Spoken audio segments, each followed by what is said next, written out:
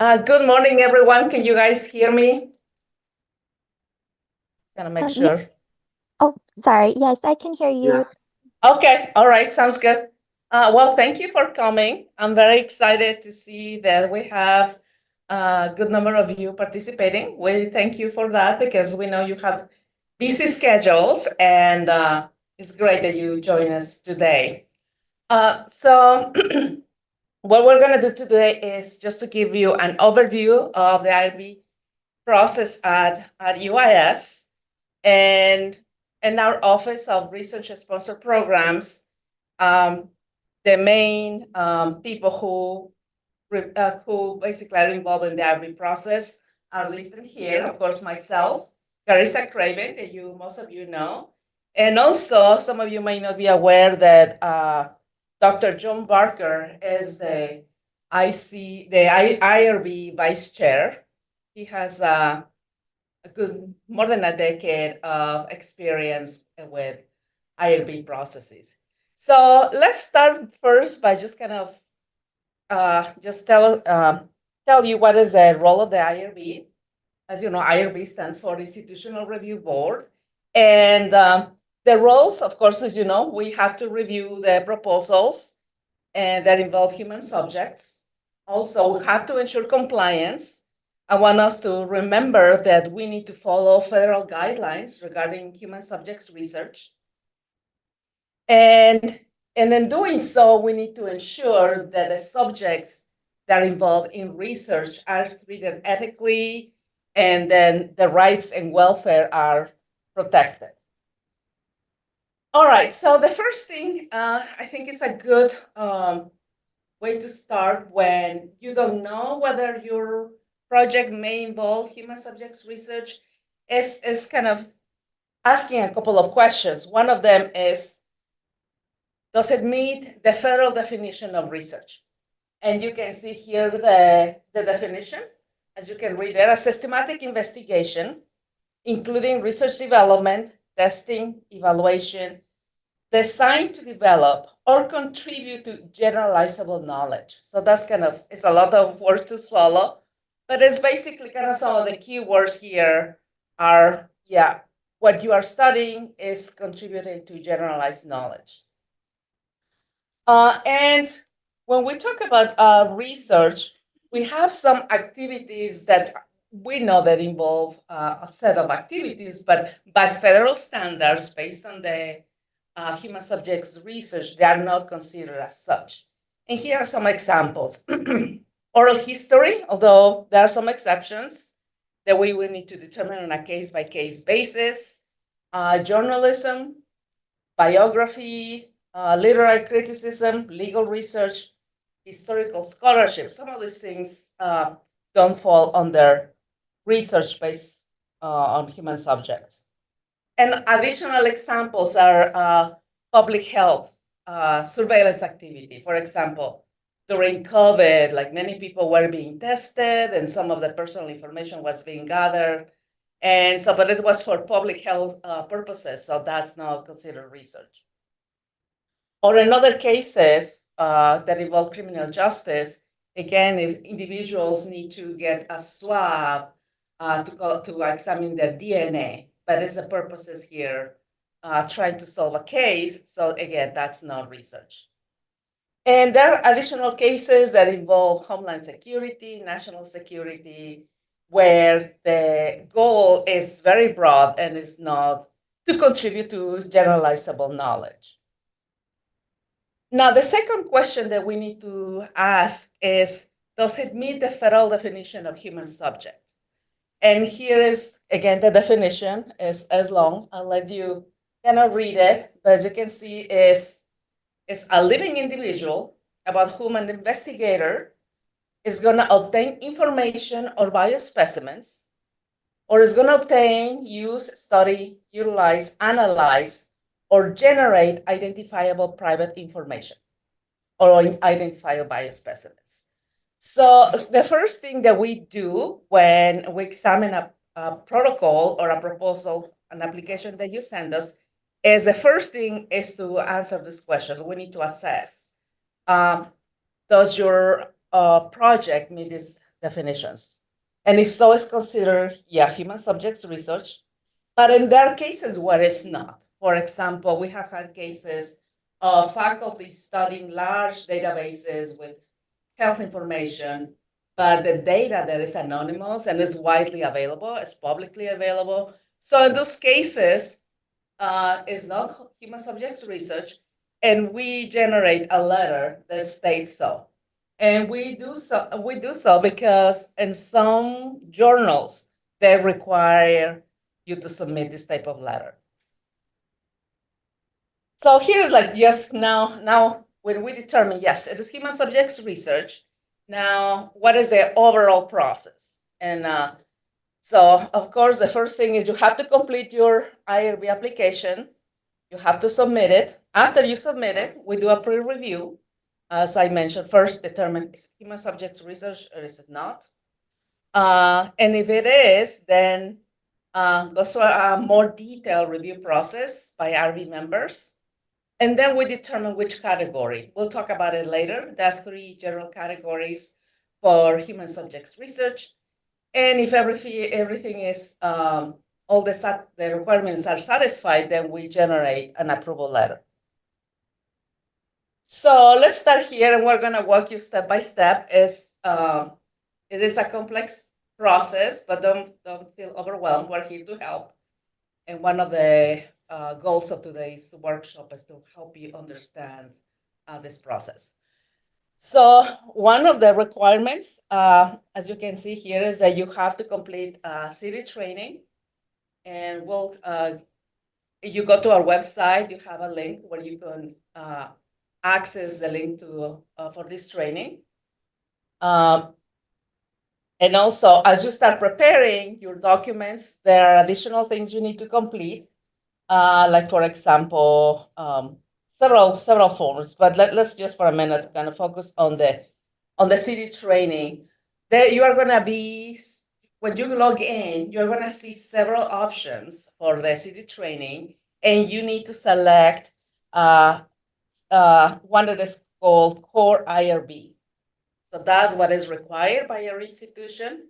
So you need to make sure that you complete that one.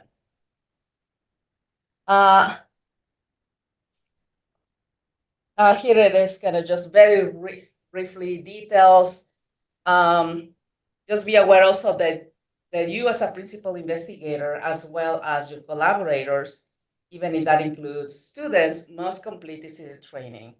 Depending on how fast you read and how fast you complete the different pages, it will take for 1 to 3 hours. You can pause it and continue at a different point, so you're able to kind of see, continue with these different modules. And again, here it is, the link. You can also find it on our website. And you need to submit the certificate, because we are going to create a folder with all your IRB documents. And part of the documents that we'll look for is your city training. Okay, so now going back to the submission, that middle step that you see in the screen is preparing all the documents for the application. And one of those documents is your protocol. And your protocol, you're going to describe your objectives. I mean, what kind of question are you planning to answer? What are your methods? What kind of population are you studying? How you're going to safeguard the data, etc. So and we can go into a little bit more of detail later, but just some things to keep in mind is also remember that the IRB committee members are not experts in your area, so try to avoid jargon and just kind of keep in mind that your audience is not specialized in your subject. And something very important that will help us assess the risk level is how clear your process is described. So if it is too vague, we are not going to be able to assess how much risk is there for the participants. And if it is too specific, keep in mind that any change after your document or your application has been approved, any change that you make to the protocol, once approved, you have to resubmit and we'll go, I'll talk about that in a little bit.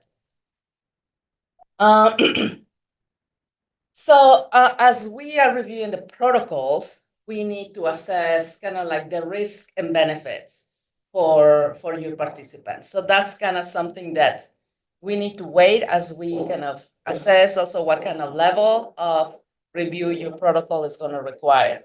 So therefore, to assess this risk and the benefits, it's important that you keep in mind that your audience are not experts in your field.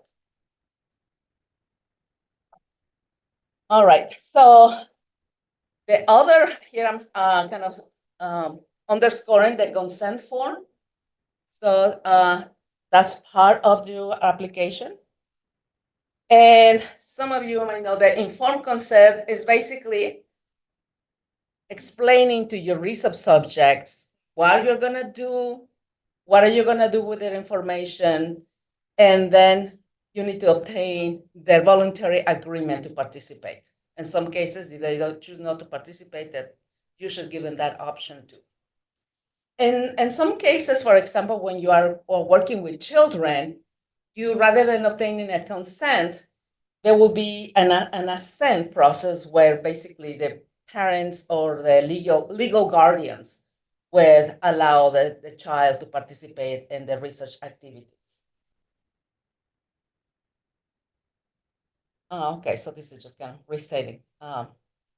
And something to keep in mind is that by federal law, there is a whole list of elements that should be included in informed consent. And I'm just here including some examples, Okay, so you have to make sure you briefly describe what is the purpose of your research. What are you going to be doing? Are there any risks? Are there any benefits? How are you going to protect the data? So what confidentiality measures you're taking?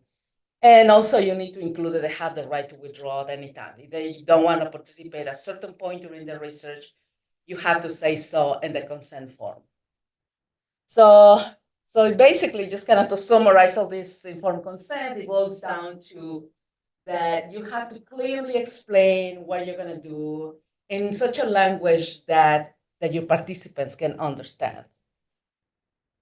And so to help you put together this form, we have prepared a checklist that we'll provide to you, and that is also available on our website, that lists, okay, you have to include all these different elements in the informed consent.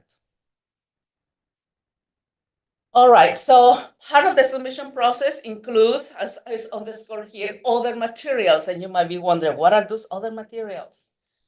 Well, you have to submit, if let's say I plan to recruit students from UIS, I need to include the recruitment materials. What are my recruitment materials?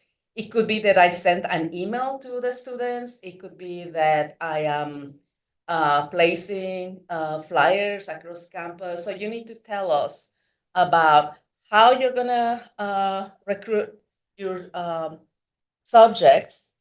And also you need to give us a list of the questions that you plan. If, for example, it's a questionnaire, the questions that you plan to include in your research. In other cases, support letters might be needed. An example is when some faculty are working with companies or working with schools. So many times we need a support letter from this institution that you are working with. Additional materials, if you have a team, if you're the principal investigator, you have collaborators, either your students or faculty at UIS, faculty outside UIS, you will also need to submit a research team form.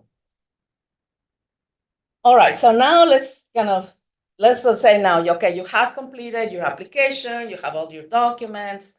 So you submit that to us. And so here is I'm gonna just kind of give you a brief overview of what we do. So, and then this slide is too busy. I'm gonna walk through it step by step. Okay, so the first thing is the IRB staff does a pre-review. We have also our own internal checklist. and we check for, okay, is your form complete? If you included the consent form, if your consent form has all the elements required by federal guidelines, and so on. So we do that brief review, basically make sure that all the documents needed are there. So that's the first step. And then if that everything is fine, that it goes to an IRB member, the IRB member reviews, and then the easy outcome is that, yeah, your application gets approved. Another option is that if we see that, okay, so maybe some kind of the language is not clear, or maybe the consent form is missing some elements, or maybe you did not include how you're going to recruit your participants, then in that case, we'll send it back to the principal investigator and say, okay, so you need to either kind of take a look and review revise rather your application, or we need additional documents.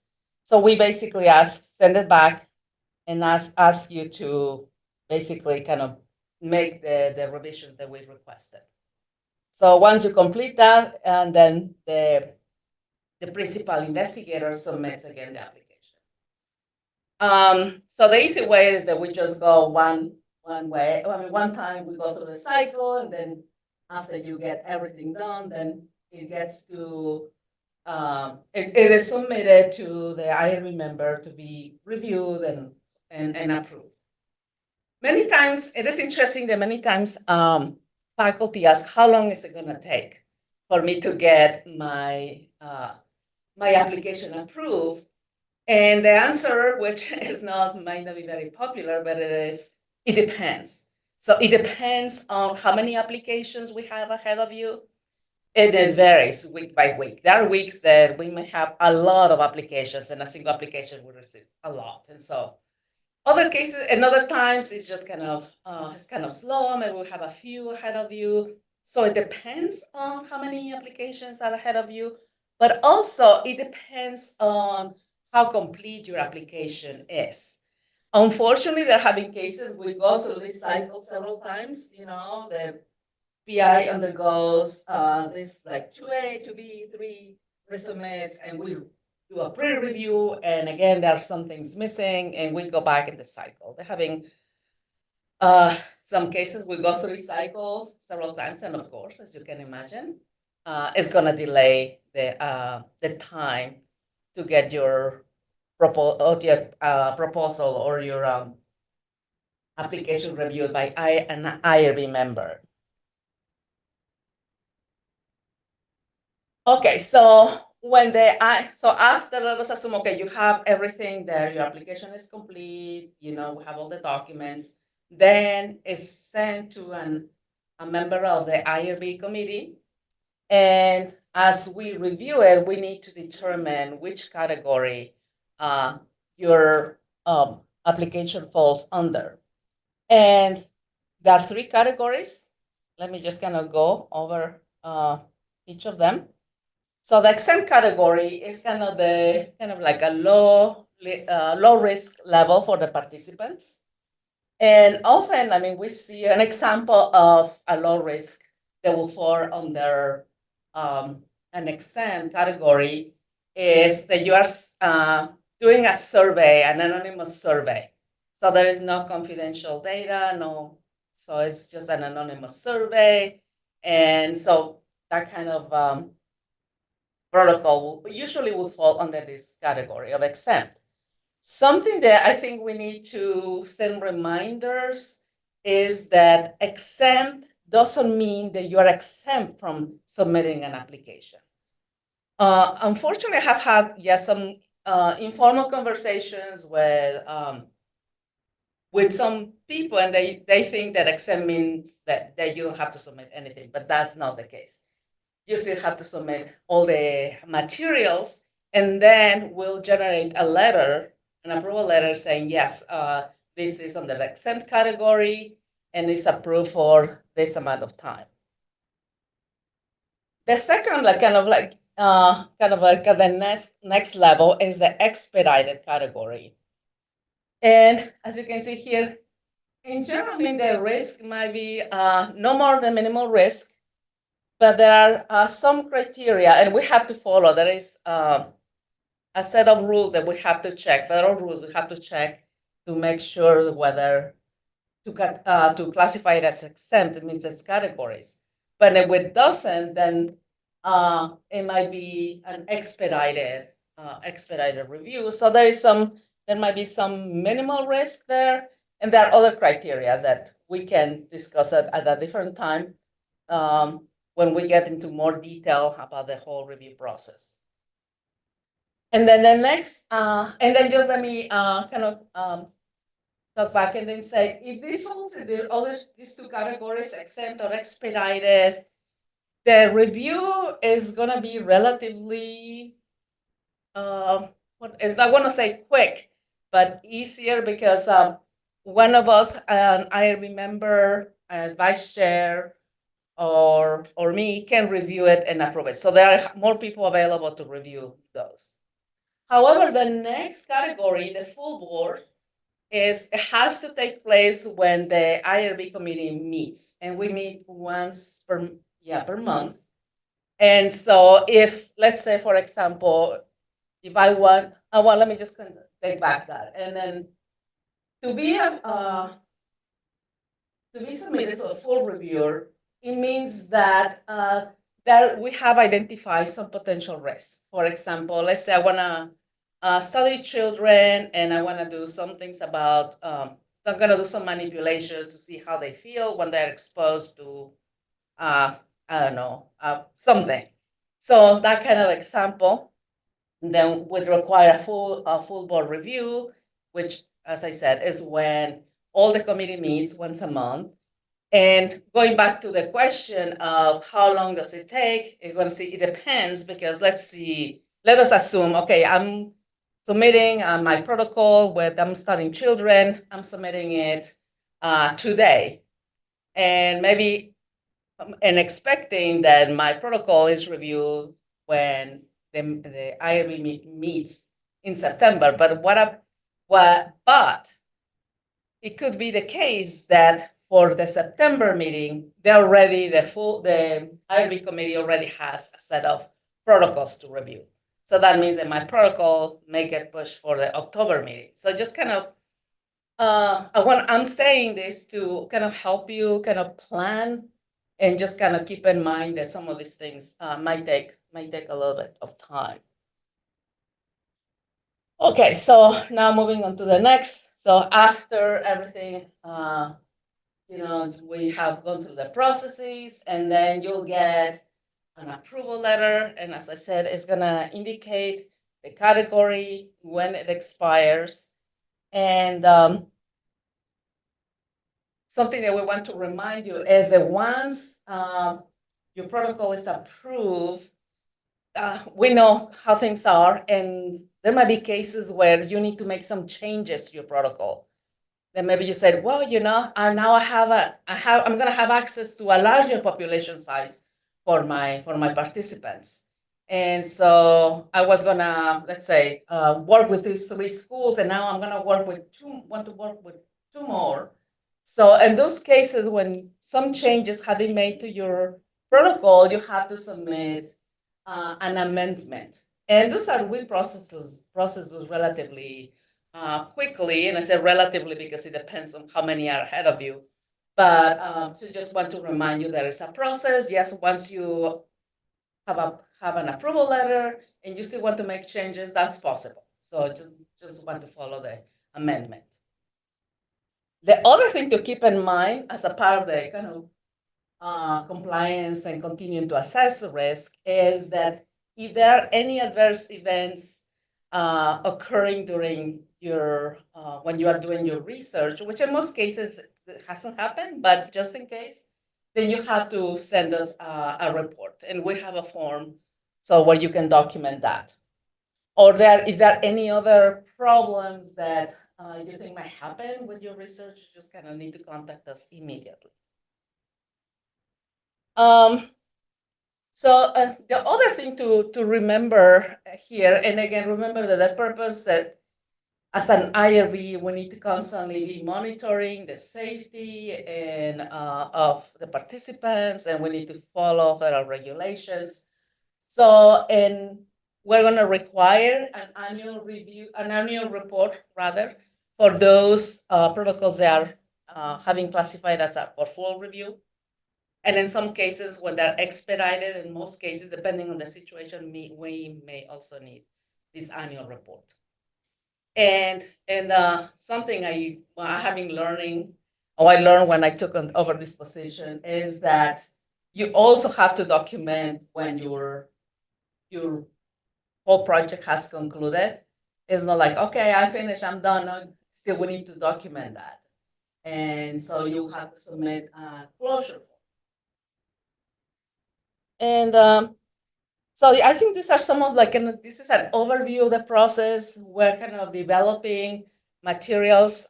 We have now more staff. As some of you may or may not know, we have a grant writer, we have a GA, and so we have a little bit more capability of doing what we were wanting to do for months and years, which is developing a set of materials to help you. And we're having posting some of these materials on the website, and also want to let you know that we're going to be offering office hours just to help you with the whole process. I know it could be a little intimidating, but we're here to help. And if the office hours that we're offering, I mean, the time doesn't work for you, feel free to send us an email. We can set aside some time to go over the materials, or even if you are not sure whether your project requires IRB approval, just kind of take a few minutes to check with us. Unfortunately, there have been cases where somebody collected the data, thinking that we're going to do just an evaluation project for improvement purposes. And then it turns out that after doing that, they said, I want to publish that. I found it so interesting, I want to publish. I want to clarify that we don't grant retroactive approval. So if you are not unsure whether you need IRB approval, just please check with us. And yeah, I want to kind of conclude just by reminding you that we are going to have a series of workshops. And as you can see, we're going to, if you plan to submit a proposal or an application rather by the end of the semester, we can help you almost kind of step by step. So we're going to start kind of focusing on the IRB application. As you can see, we can actually, you have your computer at hand, you can start actually completing some of those parts of the application. Some of the things that might be kind of a little overwhelming, like the consent, we're going to work with you in this other workshop. And then we're going to also talk about data privacy, confidentiality. You can see that the other topics, if you have collaborators at other institutions, we can discuss that. And the institutions are outside the United States. We'll cover that. It gets a little bit more complicated, but it can be done. And then, so yeah, we're just gonna try to cover the main topics that are needed for IRB. And kind of just, I'll end up here, just kind of reminding you where you can find us. Email is very easy, Office of Research Administration, ORA. This website has the resources that we have been developing, and we'll make this presentation available. We're having posting some of the materials on the website, but we'll make it available for all of you. And then I think we conclude this with questions. I mean, any of you have questions, we'll be more than glad to answer them.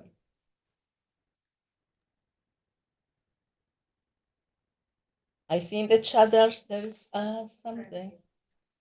Let me see. Hi, Lucia. Thank you for, this is Anne Marie. Yes, Anne Marie. Thank you for the presentation. I appreciate that. I was one of the people who typed in the chat, and Okay. It was just my question. I wasn't quite sure how to go about the IRB application for a student who is going to use previously collected human subjects data. Should she just go ahead and submit an IRB application, or is it not necessary? Well, I think we have to talk about the details. Okay, what kind of data? I think we need to, what kind of data your student plans to submit. And depending on the situation, in some cases you might need a data transfer agreement. So yeah, I think we need to, maybe we can meet and kind of talk a bit more about the specifics. Okay. Because it depends, you know, is it anonymous data that was collected as a part of a previous study? So there is no personal information, and the student was not directly involved in collecting it. So in those cases, it's likely that we can treat it as secondary data. We haven't talked about the data types today. Maybe treat it as secondary data. And in those cases, when there is the one of the PIs or co-PIs was not involved in the data collection, and there is anonymous data. So in those cases, it can be treated as secondary data. Okay. But again, we need to talk about the specifics because it was a different institution. Yes. There might be a need for a data transfer agreement. Okay. Well, I'll try to set up a meeting with you another time. Thank you.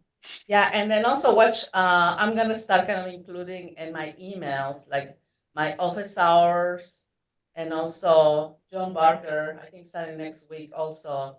Well, and then my email, I'll kind of announce the office hours for IRB, so you can come to those office hours. If it doesn't work, just kind of set up a meeting and we'll meet with you. Okay, thank you. Sure. Hello, can you hear me? Yes. Yeah, I have a couple of questions. Like my first question, if I collect data with IRB approval, then after that, if any other professor from UIS want to say he can write, help me for write and can be a co-author, still he need to CD training and need to IRB modification again if anyone involved later after data collection. I am having a little hard time hearing you, but are you saying that are you a student or a professor? Professor. Okay, and you collected this data at a different institution? No. I collected data from UIS or different institution or whatever. But my question is, if any professor want to involve in this research later after data collection, say for writing, still he have to have city training and also need to IRB approval for him for new member added to the research. We've gone through IRB So- process and so- then they wanted You want to add a co-author? Yeah, okay. John Barker? Well, and actually, I'm just kind of going to reiterate what Carissa said in the chat, but it really depends on, well, how you do it depends on what data your co-author has access to. So if you're bringing on someone who's just analyzing anonymous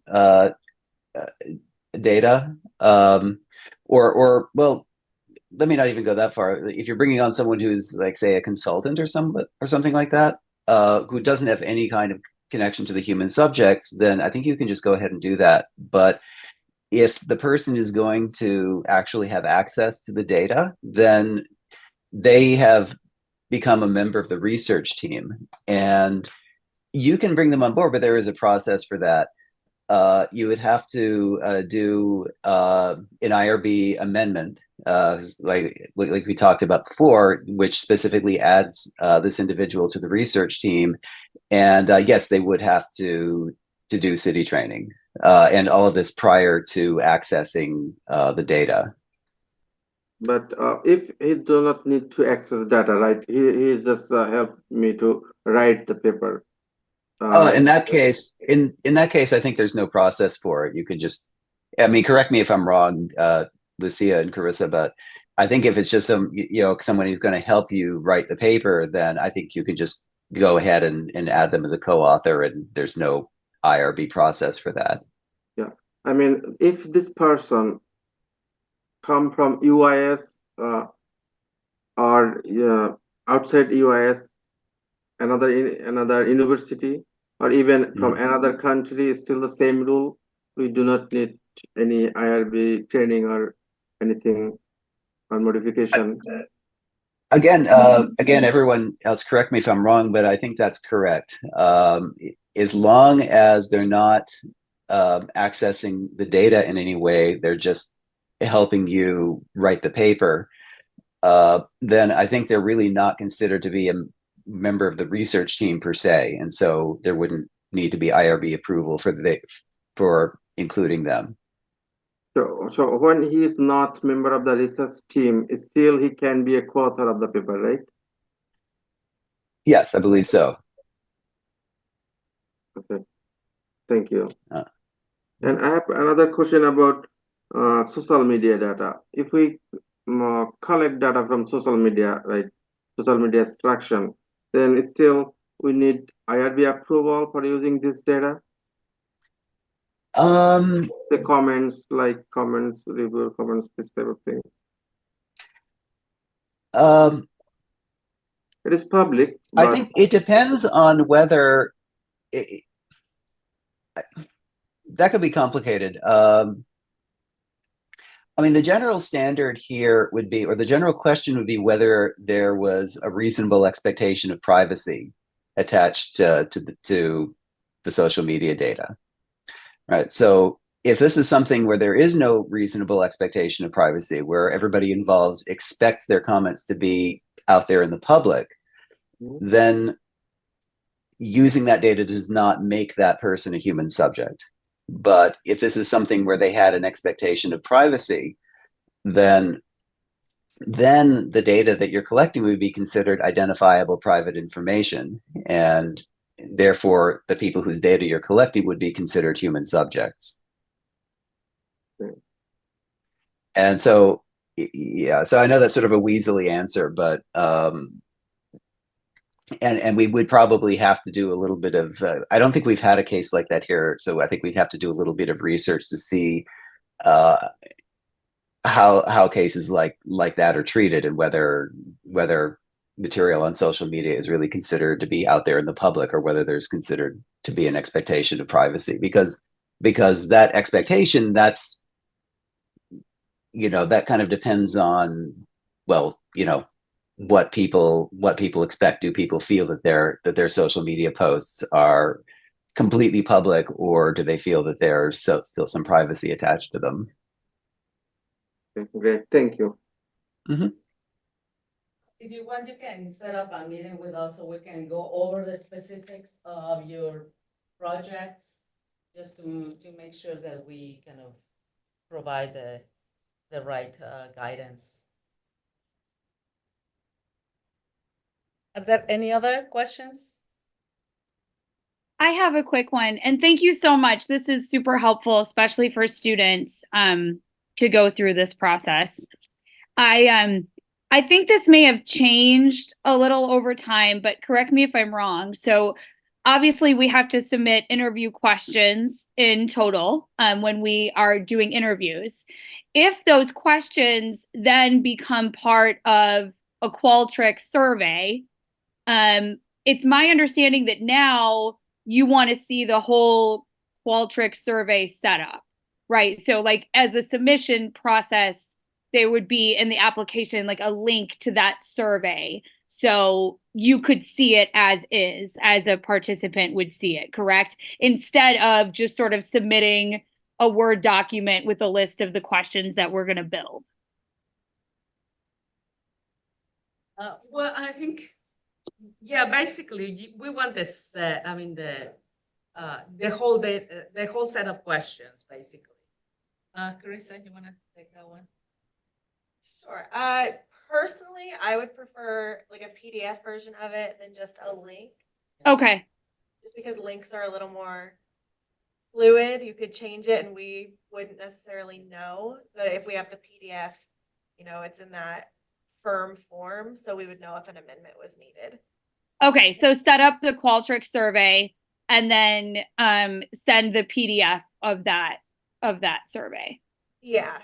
Okay, cool. And yeah, I mean, Carissa brought up a good question. I mean, a good topic, a good that in terms of the link, we have to keep all these records because Right. we get audited. And so if the link is no longer valid after X number of years, we might not be able to access. So having everything, all the materials in a single file helps us, and particularly when we're being audited. So thank you for that question, Michelle.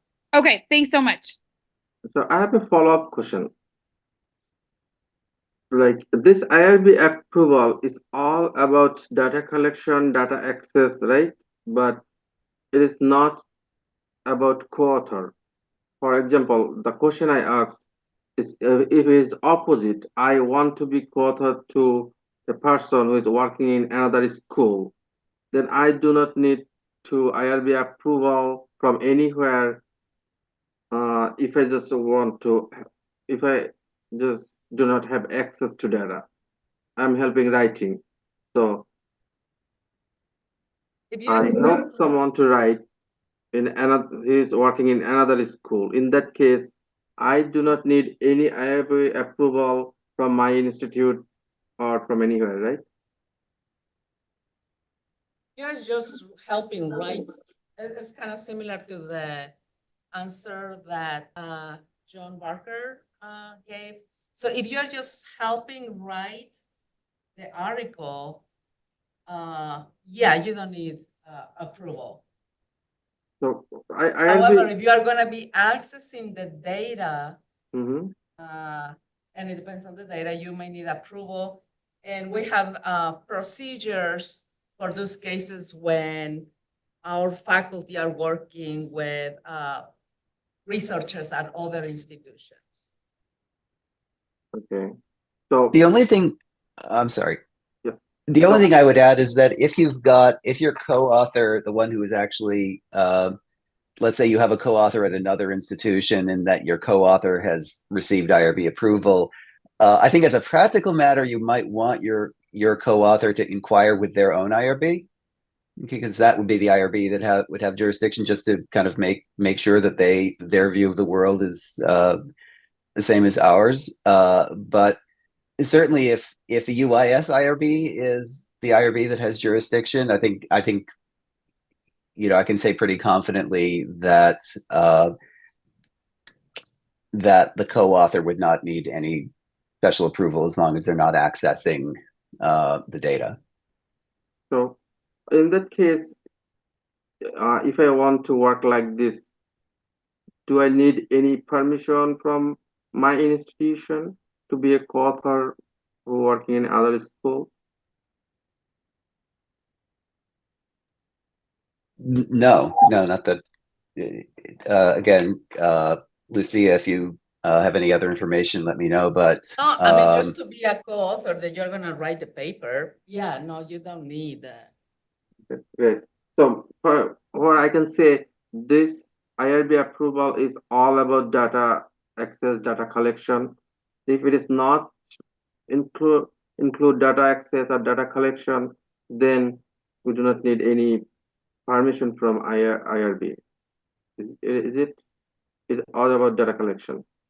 data collection, it's about data collection, it's about analyzing the data, and it's about interaction with human subjects. So it's about the things that impinge upon the human subjects themselves. So again, if it's simply writing the paper and it doesn't involve the human subjects in any way, then that's not something that an IRB needs to approve. So the IRB is really only approving the parts that involve the human subjects. Yeah. So seeing the result of the analysis is not the access to data, right? We can see the result of the analysis. It does not mean that I'm accessing data. Right. Well, I mean, the result of the analysis meaning something that's completely aggregated and de-identified. In other words, like seeing the same kinds of things that are going to be published, for example. So eventually it'll be published. The whole world will see the results of the analysis. The whole world doesn't need to get IRB approval in order to do that, right? So, and if your co-author has the same level of access that the readers are ultimately going to have, then certainly your co-author doesn't need approval for that. If your co-author needs access to something that's not going to be published because it still is identifiable, still has identifiable information, then that's different. I mean, then you or something that doesn't have identifiers anymore, but which you're still going to further redact because you're worried that somebody could infer identities or something like that. Yeah, then that would need approval. So in other words, accessing information that is still identifiable would still need approval. Yeah, I think an easy way to think about it is if you're sharing aggregated, de-identified data for purpose of analyses and to show what's going on, that's fine. But if this person somehow needs or is going to get access to any of your raw data files, they need approval. If they don't need to see the raw data and you're just showing them your analyses and de-identified aggregate forms so they can help you write the results section, that's a totally different ballgame because they can't identify who that data is from or attach it to anybody. Yeah, thank you. Thank you so much. I got my answer. Right, are there any other questions?